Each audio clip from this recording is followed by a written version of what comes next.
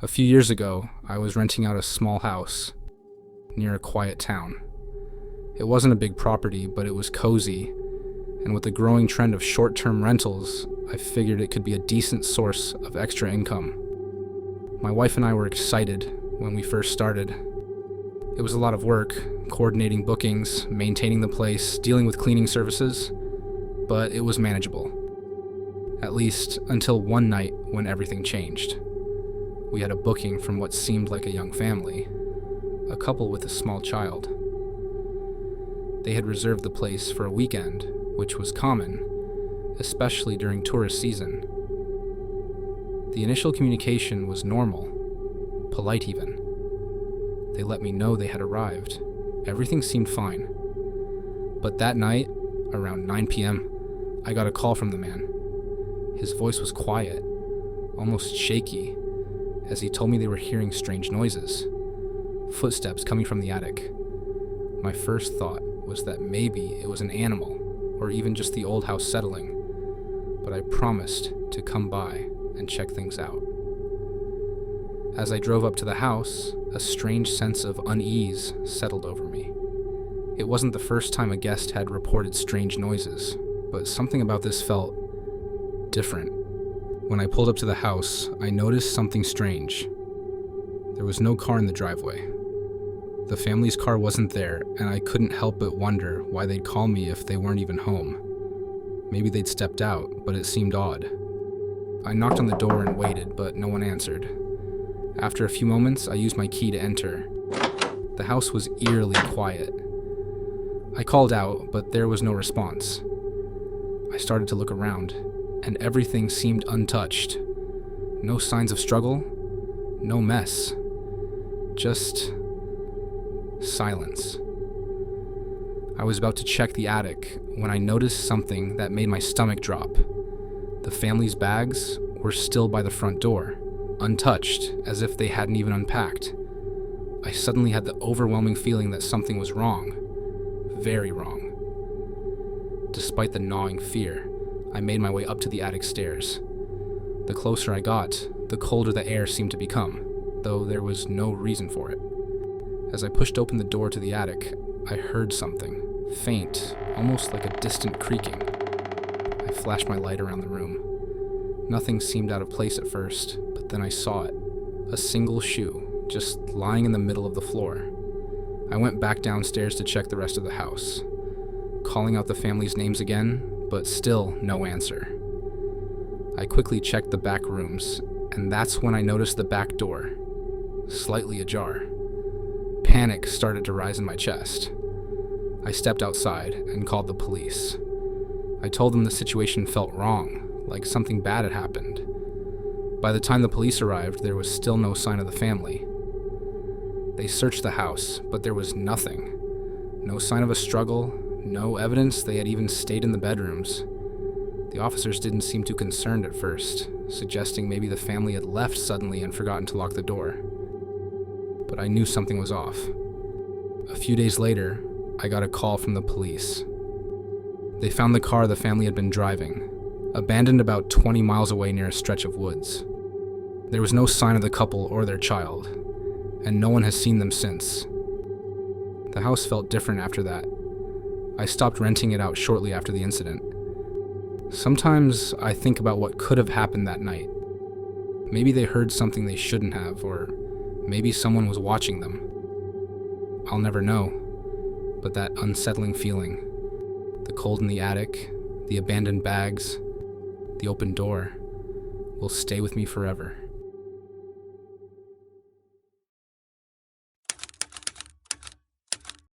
It was supposed to be a quick, peaceful getaway. I'd booked a solo trip to a remote area, about 30 miles from Salt Lake City, hoping to escape the noise of my day-to-day life. The Airbnb listing was charming. A cozy cottage tucked away in the woods, perfect for solitude. The host seemed friendly and accommodating over the messages, and I liked the idea of being disconnected for a few days. When I arrived, everything seemed normal. The cottage was just as advertised. Small but comfortable, with an open living room and a quaint kitchen that looked recently updated. There were no other homes around, just towering trees and the distant sound of the mountains. It was quiet, too quiet, but that's what I was looking for. I unloaded my bags, locked the door behind me, and spent the rest of the evening relaxing. With a book in hand and some snacks on the table, I settled into the inviting atmosphere, ready to unwind. As night fell, I made myself some tea, turned off the lights, and crawled into bed, feeling completely at ease. That feeling didn't last long. Around 2 a.m., I jolted awake, heart pounding for reasons I couldn't quite grasp. The house was pitch black, and all I could hear was the distant sound of crickets outside. At first, I brushed it off, thinking it might just be a bad dream. But as I sat up, a wave of dread washed over me. The window at the foot of my bed, which I had locked earlier, was wide open. A cold gust of wind swept into the room, sending chills racing down my spine. I froze, staring at the open window, my mind racing with explanations. Maybe I hadn't locked it properly? But that didn't make sense. There hadn't been any wind earlier. As my unease deepened, I noticed something else. A faint smell of smoke. I crept out of bed, pulse quickening as I tiptoed toward the hallway. The smell grew stronger, but it wasn't coming from outside. It was emanating from within the house. My heart raced as I flipped on the lights, revealing the back door, bolted shut, now hanging wide open. Panic hit me like a wave. I grabbed my phone and checked the security notifications. No alarms had been triggered. My mind spun. Had someone come in while I was sleeping? Were they still in the house? Slowly, I walked through the living room, holding my breath as I peeked around the corner into the kitchen.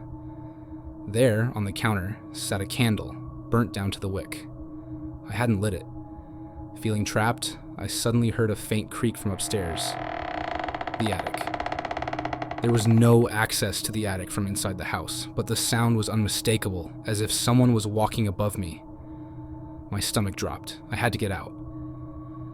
Without thinking, I bolted for the front door, fumbling with the lock as my heart hammered in my chest. I flung the door open and sprinted outside. I didn't stop running until I reached my car, parked down the gravel driveway. Once inside, I locked the doors, hands shaking as I tried to catch my breath. I dialed the Airbnb host's number, my thoughts racing. When they finally answered, my voice trembled. "Someone's in the house," I managed to choke out. The host's tone dropped to a serious level. "That's impossible. I haven't had any bookings for weeks." Confusion flooded my mind. "What do you mean? I just checked in a few hours ago. I got the key code from you." There was a long pause before the host replied, concern now palpable in their voice. "That can't be right. The house was taken off the market. I had some plumbing issues and decided to do renovations. Are you sure you're at the right place?" A sinking feeling twisted in my stomach. Yes! I'm parked right outside. It's the same place listed on your profile. "I'm sorry, but I can't explain this," they said. "You need to get out of there. I'll call the police." I felt a cold shiver run down my spine as I glanced back at the house, my heart racing. The truth was, someone might be inside, and they had no idea I was there. When the police arrived, they approached the house cautiously, clearly sensing the tension in the air. I explained the situation, detailing my fears and how the host had confirmed that the house was supposed to be unoccupied. One officer stayed with me outside, while another entered the house with his flashlight. I watched anxiously from the driveway, straining to catch any sounds or movements. Moments felt like hours as I waited, my heart pounding. After what felt like an eternity, the officer reemerged, shaking his head. "There's no one in there," he said, looking somewhat puzzled. He gestured for me to come closer. "But we did find something odd." My breath caught in my throat as he led me back inside. The living room appeared undisturbed, but in the back corner of the house, they found a hidden door leading to a small crawl space. The officer explained that it looked like someone had recently used it. There were signs of disturbed dust and a few personal items left behind, like an old jacket and a worn-out backpack. The police took my statement and assured me they would investigate further. They urged me to stay elsewhere for the night, given the circumstances. My fear heightened when I thought about the possibility of someone lurking nearby, having entered the house without my knowledge. As I left the property, I glanced back at the house, feeling a mix of dread and relief. The experience left me rattled, and I couldn't shake the feeling that the true story behind the hidden space, and whoever might have been in the house, would remain a mystery. Now, whenever I hear a door creak or a window rattle, I remember that night, knowing that sometimes the quietest places can hide the darkest secrets.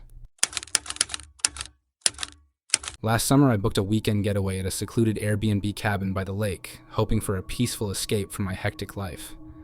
It was just me, eager for some time to recharge, and the location seemed perfect. Tucked away in the woods, far from the noise of the city, the host had glowing reviews, all praising the cabin's charm and its beautiful surroundings. When I arrived, the sun was setting, casting a golden hue over the cabin. It looked exactly as described, rustic and cozy, with wooden beams and a wraparound porch that overlooked the shimmering water. I felt a rush of excitement as I unloaded my car, imagining quiet evenings by the fire and days spent hiking. After settling in, I decided to explore the area. I took a walk down to the lake, where I found a small dock jutting out into the water. It was serene, the only sounds being the gentle lapping of the waves and the distant calls of birds. As I stood there, I noticed something strange. A small, dilapidated cabin on the opposite shore, half hidden by trees. Curiosity piqued, I took a mental note to check it out later, and headed back to my own cabin to prepare dinner. As night fell, I lit a fire in the fireplace, feeling cozy and content. But as I sat there, the night grew eerily quiet.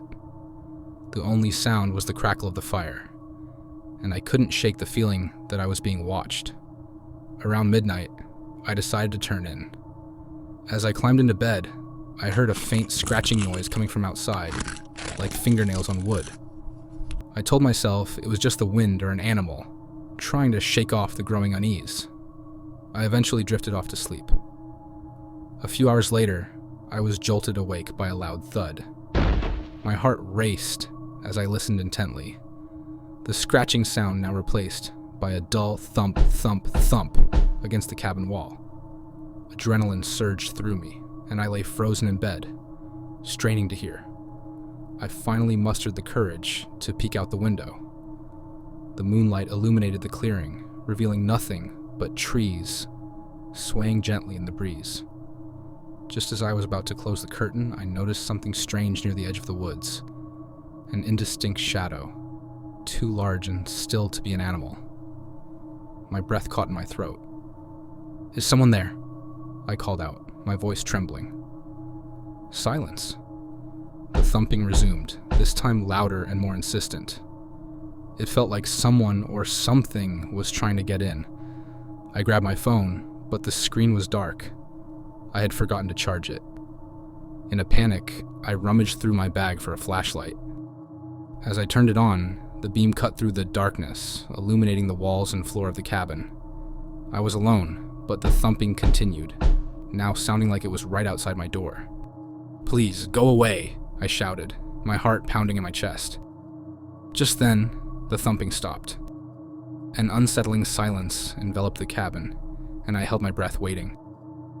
I crept toward the door, heart racing, and slowly turned the knob. To my horror, the door swung open slightly, as if someone had been pushing against it.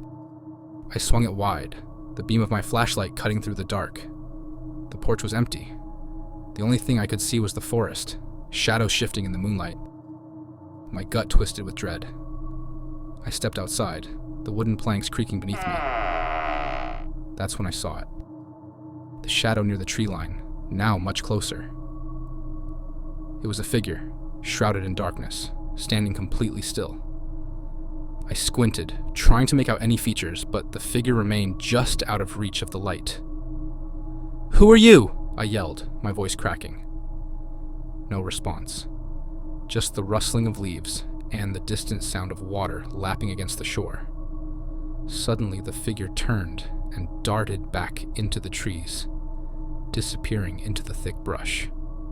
Fear gripped me, and I rushed back inside, slamming the door shut and locking it. My mind raced with possibilities. Was it someone trying to break in? A prank? I thought about calling the police, but realized I had no way to reach them. Desperate, I grabbed a heavy iron skillet from the kitchen, holding it tightly as I backed away from the door. I sat on the couch, eyes fixed on the entrance, waiting for the next sound, the next sign of danger. Minutes turned into hours, and the silence was suffocating. Just as I started to relax, I heard it again. The scratching noise, now louder, more frantic, as if someone was trying to claw their way inside. My heart raced as I realized it was coming from the back window. I crept toward the kitchen, heart pounding, every instinct telling me to run. I peered through the curtains and my blood ran cold. A face pressed against the window, illuminated by the faint glow of the flashlight. It was a man, unkempt and hollow-eyed, his expression blank yet unnerving. He stood there motionless, just inches away from me, as if waiting for me to make a move. My heart raced as I realized he was watching me, his breath fogging the glass. I stumbled back, gripping the skillet tightly, but before I could gather my thoughts or call for help, he stepped back into the darkness, disappearing behind the trees without a sound. That was it. I couldn't stay another moment. I bolted for the front door, flinging it open and sprinting toward my car parked down the gravel driveway. My heart raced as I fumbled with the keys, hands shaking. Just as I managed to unlock the door, I heard footsteps behind me, heavy and deliberate. I dove into the car and locked the doors, just as the figure emerged from the trees, a menacing silhouette against the pale moonlight. I turned the key in the ignition and hit the gas, the tires screeching as I sped away. The entire drive back to the city felt like a blur, my mind racing with the horrifying images of that night. It wasn't until I reached the safety of my apartment that I finally allowed myself to breathe, but the fear never left me. In the days that followed, I learned that the small cabin I had rented was notorious among locals for strange occurrences and unsettling rumors. Some claimed it was haunted. Others said it had been the site of several mysterious disappearances over the years. I felt a chill every time I recalled that figure watching me through the window, the wild eyes that seemed to see straight through me. Despite the terror of that night, I couldn't help but think about the cabin and the figure lurking in the shadows. I kept my phone charged, half expecting a message from the host, but it never came. I vowed never to return to that Airbnb or any like it, yet part of me still wondered if I'd ever truly escape the horrors hidden in those woods. As I lay in bed, every creak of the floorboards or rustle outside made my heart race. I realized that the fear had become a part of me. Some places are meant to stay hidden, and I had learned the hard way that not all getaways lead to safety or sanity. The memory of that cabin would haunt me long after I left, a chilling reminder of the darkness that sometimes lies just beyond the threshold.